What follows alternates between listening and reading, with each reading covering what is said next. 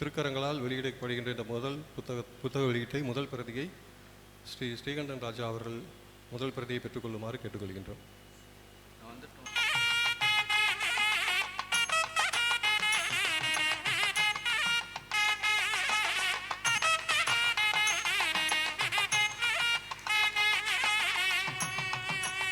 அடுத்ததாக ஸ்ரீமதி நளினா அவர்களையும் மேடைக்கு அழைக்கின்றோம்.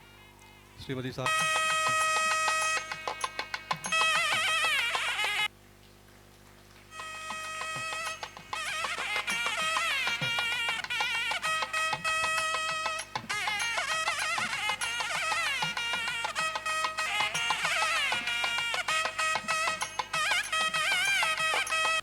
ஹரி ஓம்.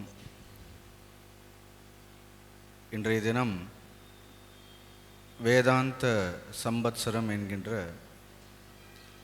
இந்த அற்புதமான புத்தகத்தினுடைய 2 பாகங்களை வெளியிடுவதில் எனக்கு மிகவும் மகிழ்ச்சி. இன்னும் வெளியிடுறது ரொம்ப சுலபம், ஒரு கஷ்டம் இல்லை எனக்கு. அப்படி அதை எழுதுவது என்பது எவ்வளவு கடினம் என்பது தெரியும். அது ஒரு மிகப்பெரிய தவம். இந்த புத்தகத்தை குறித்து இது எழுதிய வித்வான் சுப்ராய சர்மா அவர்களை குறித்து அவருடைய பெருமைகளை எல்லாம் ராஜ்குமார் அவர்கள் சொன்னார்கள். இந்த புத்தகம் ஒரு சரியான நேரத்தில் வெளியிடப்பட்டிருக்கின்றது. இந்த புத்தகத்தினுடைய சிறப்பு என்னவென்றால், பொதுவாக நாம் புது வருடங்கள் என்றால் யாராவது நமக்கு ஒரு நாட்குறிப்பு கொடுக்க மாட்டார்களான்னு இப்படியே தேடிட்டே இருப்போம்.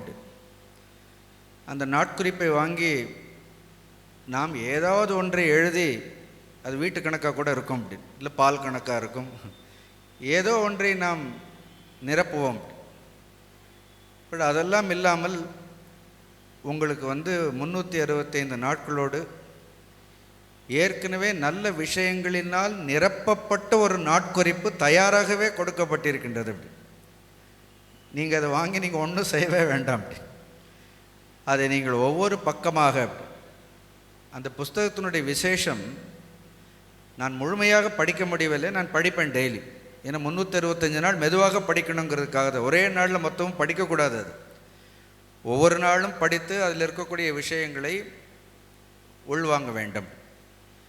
அதில் பார்த்தோன்னா நமக்கு 7 நாட்கள் இருக்கின்றது.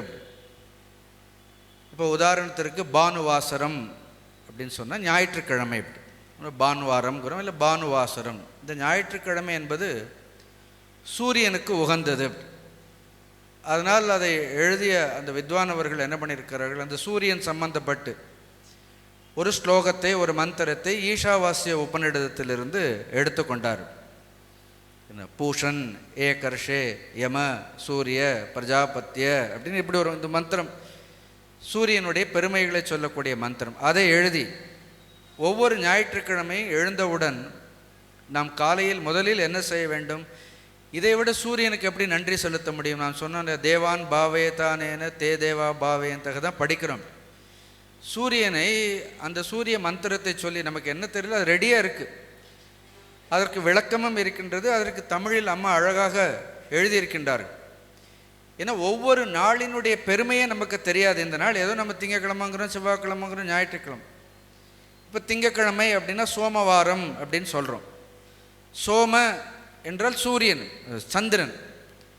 அந்த சந்திரன் யாருக்கு அதிபதி? எப்படி சூரியன் புத்திக்கு அதிபதியோ அதே போன்று சந்திரன் என்பவன் நம்முடைய மனதிற்கு அதிபதி. அப்படி ஞாயிற்றுக்கிழமை போனால் புத்திக்கு அதிபதியாக இருக்கிற அன்றைக்கி ரெஸ்ட் எடுத்துடுறோம்.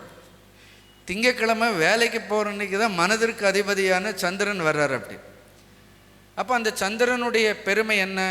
என் மனுதேன என் மனசான மனுதே ஏனை வாகம் மனோமதம்னு அந்த கேனோபனிடத்திலிருந்து இப்படி மனதை போற்றக்கூடிய, மனதை தெரிந்து கொள்ளக்கூடிய ஒரு ஸ்லோகமாக திங்கட்கிழமைக்கு சந்திரனை குறித்து எப்படியெல்லாம் ஆலோசனை செய்திருக்கிறார்கள் பாருங்கள். இப்போ இதுதான் நம்ம பேசிகிட்டு இருந்தோம், நம்முடைய நன்மைக்காக ரெடிமேடாக எடுத்து கொடுத்துருக்கிறார். அதே மாதிரி புதன்கிழமை என்றால் புத்திக்கு, புத்தி என்றாலே மங்களகரமாக இருக்க வேண்டும், மங்களம். இந்த உலகத்தில் ஞானத்தை விட மங்களமானது எதுவாக இருக்க முடியும்? அதனால் மாண்டிக்க உபநிடத்திலிருந்து அழகாக பிரபஞ்ச உபசமனம் என்கின்ற ஒரு மந்திரத்தை எடுத்துக்கொண்டு அந்த ஞாயிற்றுக்கிழமைக்கு புதன்கிழமைக்கு என்ன செய்திருக்கின்றார்கள்? புத்திக்கு அதிபதியாக செய்திருக்கின்றார்கள். இப்படி செவ்வாய்க்கிழமை, இப்போ வியாழக்கிழமைனா வியாழக்கிழமையினுடைய பெருமை, குருவினுடைய பெருமை. அந்த குருவினுடைய பெருமையை சொல்லக்கூடிய தத்விஜானார்த்தம் நினைக்கின்றேன். எனக்கு எல்லாம் நினைவில்லை, நான் சும்மா அப்படி புரட்டி பார்த்தேன். அப்படி வியாழக்கிழமைக்கு முண்டகோபனிடதம், அப்புறம் வெள்ளிக்கிழமைக்கு இப்படி ஒவ்வொரு 7 நாளைக்கும் 7 உபநிடதங்களிலிருந்து அந்த நாளினுடைய பெருமையும் சொல்லி ஒவ்வொரு மந்திரங்களை சொல்லி அதை சிந்திப்பதற்கு 5 நிமிடம் போகிறோம். 5 நிமிடம். இதை அதன் பிறகு நமக்கு சித்திரை, வைகாசின்னு மாதங்கள் 12 தமிழ் மாதங்கள் இருக்கின்றது. 12 தமிழ் மாதங்களுடைய பெருமைகளையும் சொல்லி, இப்போ பல்குண மாதம்னா பல்குன்னு நமக்கு தெரியணுமா இல்லையா? அதுனா என்னன்னு சொல்லி அந்த மாதத்தினுடைய சிறப்பை சொல்லி அதற்கு தகுந்த ஒரு மந்திரத்தை, அன்றைக்கு ஏதோ வீணாகலாம் எழுதலை, அப்படி அந்த நாளைக்கு அந்த மாதத்தினுடைய சிறப்பை சொல்லக்கூடிய ஒரு மந்திரத்தை படிக்கின்ற மாதிரி 12 தமிழ் மாதங்களுக்கு.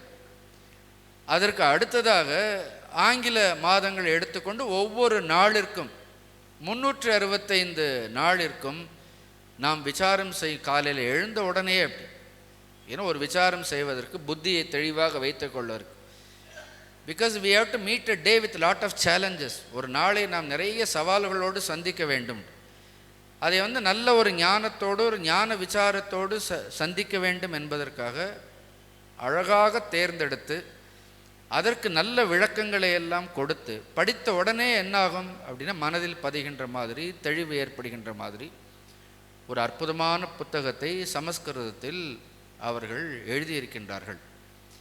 ஆனால் அது தமிழ் படிப்பவர்களுக்கு எல்லோரும் பயனுள்ளதாக இருக்க வேண்டும் என்பதை கருத்தில் கொண்டு அதை தமிழில் மொழிபெயர்த்தது உங்களுக்கெல்லாம் தெரியும். அம்மாவை பற்றி நான் இந்த சபையில் அதிகம் சொல்ல வேண்டாம், இது புகழ்ச்சி இல்லை, முகஸ்துதி இல்லை. ஆனால் ஒரு ஸ்லோகம் படித்தோம், யத்யதா சரதி ஸ்ரேஷ்டக தத்ததேவ இதரோ ஜனாக ச யத் பிரமாணம் குருத்தே லோகஸ்ததனு வர்த்ததேங்கிறதுக்கு அவர்கள் முன்னுதாரணம். ஒரு முன்னுதாரணமாக இருந்து கொண்டு இன்றைக்கு ராஜபாளையத்தில் இத்தனை பெண்கள் இவ்வளவு ஆர்வமாக சமஸ்கிருதத்தை படிக்கின்றார்கள், வேதாந்த நூல்களை படிக்கின்றார்கள். ஒரு சத்சங்கம் என்று வந்தால் ஒரு நாள் தவறாமல் வருகின்றார்கள்.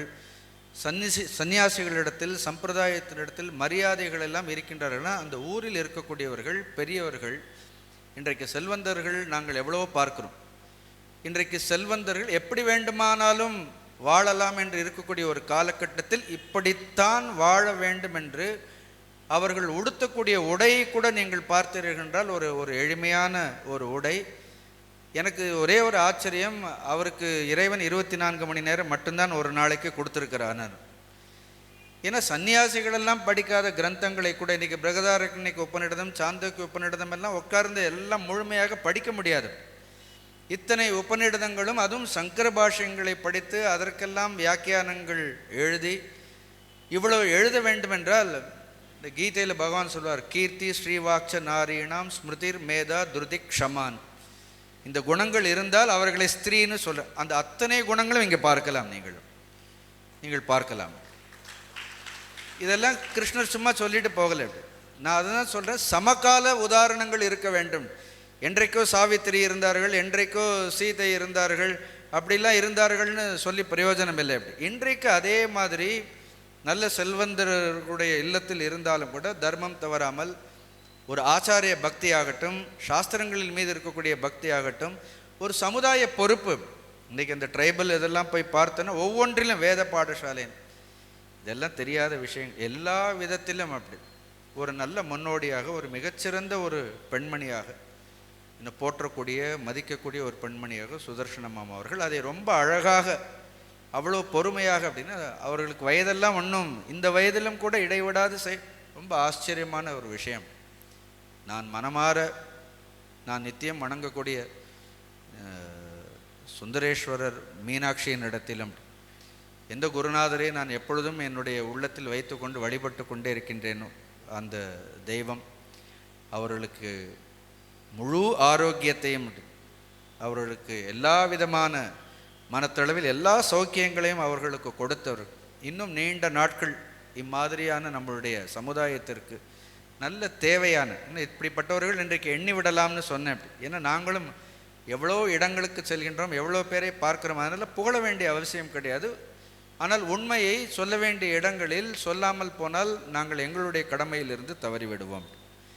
அதனால்தான் சன்னிதானம் அவர்கள் எழுதக்கூடிய ஒவ்வொரு புத்தகங்களையும் அவரே அதை பெற்றுக்கொண்டு அதற்கு அனுக்கிரக பாஷணமாகவும் எழுதி கொடுக்கின்றார். அதெல்லாம் எல்லாருக்கும் செய்ய மாட்டார்கள். அது செய்கின்றார்கள் என்றால் அவர்களுக்கு எவ்வளவு ஸ்ரத்தை இருக்க வேண்டும், அவர்களுக்கு எவ்வளவு பக்தி இருக்க வேண்டும். அந்த விதத்தில் பார்த்தோம் என்றால் இந்த ராஜபாளையம் மட்டும் இல்லை, ஒட்டுமொத்த தமிழ் அறிந்த சமுதாயம் அவர்கள் நம்மளுடைய சாஸ்திரங்களுக்கு, நம்மளுடைய சம்பிரதாயத்திற்கு செய்த மிகப்பெரிய பணிக்கு நாம் என்றைக்கும் அவர்களுக்கு கடன்பட்டிருக்கின்றோம். நான் மீண்டும் இறைவனையும் குருநாதரையும் அவருக்காக நான் பிரார்த்தித்து கொண்டு, நீங்கள் எல்லோரும் இந்த புத்தகத்தை அவசியம் வாங்க வேண்டும். அது செலவெல்லாம் இல்லை, இட் இஸ் அன் இன்வெஸ்ட்மெண்ட். நான் படித்து பார்த்தேன், ரொம்ப அழகாக இருக்கின்றது. படித்து ஒவ்வொரு நாளும் 365 நாள் தவறாமல் சுவாத்தியாய பிரவச்சனாபியாம்ன பிரமதிதவேன் டெய்லி பண்ணுங்க. உங்கள் எல்லோருக்கும் இறைவனுடைய அருள், குருவினுடைய அருள் பூரணமாக இருக்க வேண்டும். ஹரி ஓம்.